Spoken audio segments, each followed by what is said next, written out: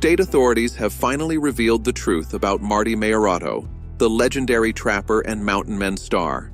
For years, Marty vanished from public life, retreating into the Alaskan wilderness. Rumors swirled. Some said he went off-grid permanently. Others feared tragedy. Now, the Alaska Department of Public Safety has confirmed details that will shock fans. Marty spent over a decade showcasing raw Alaskan grit, braving blizzards and hauling traps through waist-deep snow. Adventure wasn't fame, it was his life. But in 2020, he quietly left the show to spend more time with family. After that, he disappeared. No interviews, no sightings, no updates. Whispers from Fairbanks hinted at a cabin fire near the Yukon River, in an area Marty frequented. Social media exploded, but authorities remained silent. Behind the scenes, search teams combed the snow-covered forests, finding traces, snowshoe prints, a burned-out shelter, and a half-buried snowmobile, but no sign of Marty. The official report confirms a months-long search, carried out discreetly at the Meierotto's request. The terrain was brutal, remote tundra, temperatures below -40, and shifting winds even helicopters struggled to navigate. The man who taught millions to survive nature's harshest conditions had become the center of his own wilderness mystery. Teams with drones, thermal scanners, and dogs spent weeks tracing the faintest clues. Near the burned cabin, they found fragments of a sled, tools marked with Marty's initials, and a charred journal, its pages still faintly legible. The final entries described worsening weather, dwindling supplies, and a chilling line. "The storm is coming faster than I thought." That single sentence sent shivers through everyone who read it. Locals recalled an unprecedented blizzard, dubbed the White Silence, sweeping the Yukon interior. Visibility dropped to zero, winds uprooted trees, and for days even emergency radios went silent. The storm left devastation across miles of wilderness, making survival nearly impossible. Yet those who knew Marty doubted he could be taken so easily. Fellow trappers said he could read the wind, sense danger, and prepare for anything. Then last week, a fisherman on the Tanana River discovered personal effects frozen in ice.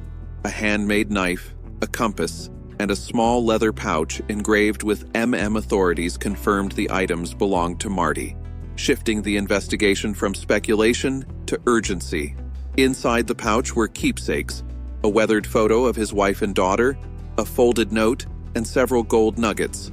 The note, in Marty's handwriting, read simply, "If you find this, I went north." Those 5 words reignited hope and confusion. North from where? Toward what? The region north of the Tanana River is vast, desolate, and frozen, stretching hundreds of miles toward the Arctic Circle. Alaska State Troopers immediately expanded their search, bringing in trackers familiar with the unforgiving Yukon terrain. Investigators found faint snowshoe prints leading from the river, fading as they climbed toward jagged cliffs known as the Dead Teeth, treacherous slopes said to interfere with compasses. Locals warned the area was cursed, yet troopers pressed on. Drones spotted a makeshift shelter of spruce and tarps, but by the time teams reached it, only ashes remained. Forensic analysis showed the fire had been deliberate, likely for warmth or signaling.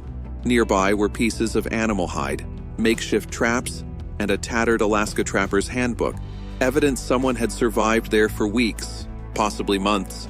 Could Marty have lived that long alone? The question sent shockwaves through fans. Then a local pilot, Jim Bradford, claimed he saw a lone man waving a flare near the Dead Teeth months earlier. He now believed it was Marty. Authorities launched a second expedition with state troopers, search and rescue experts, and 2 of Marty's longtime friends. They battled knee-deep snow, whiteouts, and freezing winds that could strip exposed skin in minutes. 2 miles from the flare sighting, they discovered a small clearing with a crude log and branch shelter. Inside were a fire pit, bones from trapped game, and a torn flannel jacket recognized by one of Marty's friends. Next to the pit lay a metal tin with notes wrapped in waxed paper. The logs documented dates, temperatures, food sources, and weather. Classic Marty. But the final entries were shaky. Running low on fuel, cabin destroyed, still heading north, following the sun, his unbreakable will to survive shone even as everything fell apart. Investigators found almost no trace beyond the clearing, leaving his fate a haunting mystery. Fleeting footprints appeared in a frozen ravine before winds buried them. Days later, officials confirmed the discovery of his survival logs and belongings, but stopped short of declaring him deceased, calling the case unresolved. Thermal imaging detected controlled heat signatures near the dead teeth, suggesting human presence.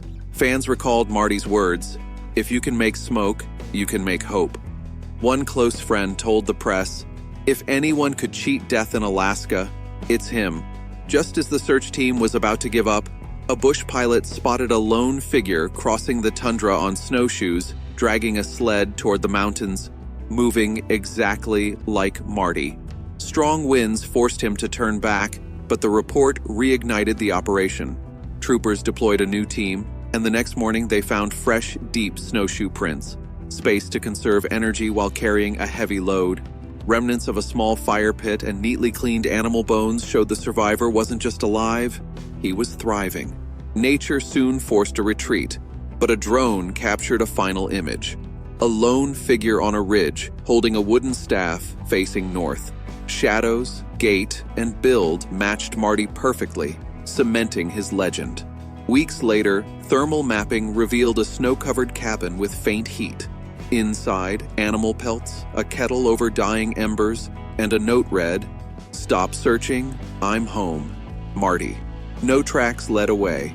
Over months, sightings of smoke trails and glints of metal suggested he remained out there, somewhere beneath the northern lights, free, unseen, unbroken.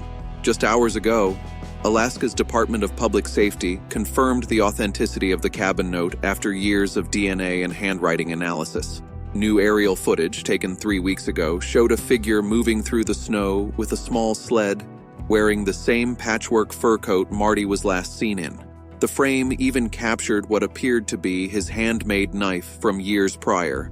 The coordinates matched the direction he had written in his survival log. North, always north. Officials attempted to reach the location but were forced to turn back due to fierce winds. They stated Marty Meierotto remains unaccounted for, but presumed alive by choice. The phrase sent shockwaves across the country. Social media erupted. "The mountain man lives. He's where he's meant to be." Marty's wife, Dominique, released a rare statement. "Marty's spirit was never meant to be confined by walls or cities. If he's chosen the wilderness, that's where his peace is." In a world that feels ever smaller, Marty's story became a symbol of freedom, of choosing solitude over comfort. Out there, beyond roads and cell towers, a fire might still crackle beneath the Alaskan sky. Somewhere, a man who mastered the land walks quietly through the snow, beneath the northern lights, untouched, unchanged, and truly free. For millions who followed him, that is the ending that feels right. Not gone, not lost, simply home.